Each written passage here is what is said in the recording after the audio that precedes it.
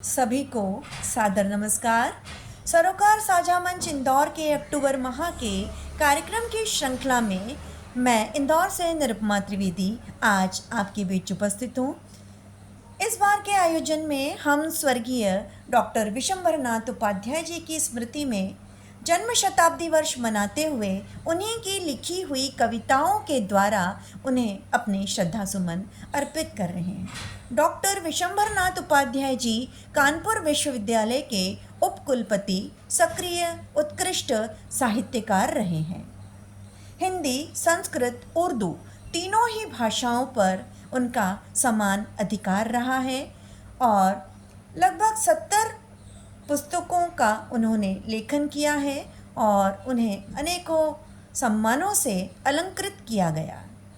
मैं 1981 में प्रकाशित संपादक दिव्य रमेश जी की पुस्तक निषेध के बाद के पृष्ठ क्रमांक 91 से अमलतास नामक कविता का यहाँ वाचन कर रही हूँ, जिसमें डॉक्टर विशंबरनाथ उपाध्याय जी ने अमलतास के माध्यम से प्रत्येक मनुष्य को असफलता या कठिनाइयों भरी विपरीत परिस्थिति में जूझने का सूत्र प्रदान किया है। जिस तरह गर्म विपरीत मौसम में भी अमलतास खिलता है, पराजय स्वीकार नहीं करता है, ठीक उसी प्रकार मनुष्य भी अपनी असफलता या दुख पर खुद हंसकर आगे बढ़ सकता है, क्योंकि असफलता ही हमें सफलता के लिए प्रेरित करती है, सफलता का मार्ग प्रशस्त करती है। तो प्रस्तुत है उन्हीं की लिखी हुई अमलतास नामक शीर्षक से कविता। कहीं हरे कहीं कत्थई, कहीं हरे कहीं कत्थई, कानों में पीली पोनियां लटकाए, तुम कौन हो?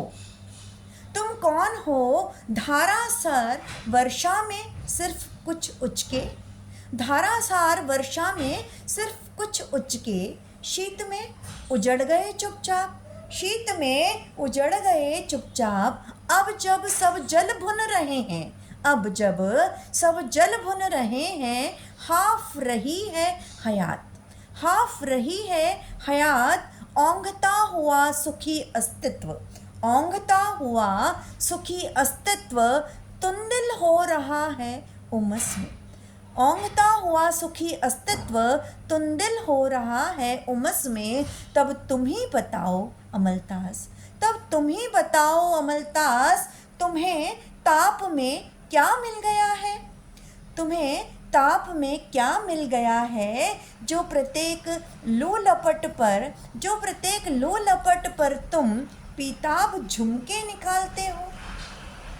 तुम अपना दाव मुझे बता दो, तुम अपना दाव मुझे बता दो, मैं भी खिल सकूं ठट्ठा मारकर, मैं भी खिल सकूं ठट्ठा मारकर, और कह सकूं लोगों से, और कह सकूं लोगों से कि दगते दग्ध होते हुए, कि दगते दग्ध होते हुए किस तरह प्रस्फुटित होकर, कि दगते दग्ध होते हुए किस तरह प्रस्फुटित होकर हंसा जा सकता है अपनी हार पर, अपनी हार पर।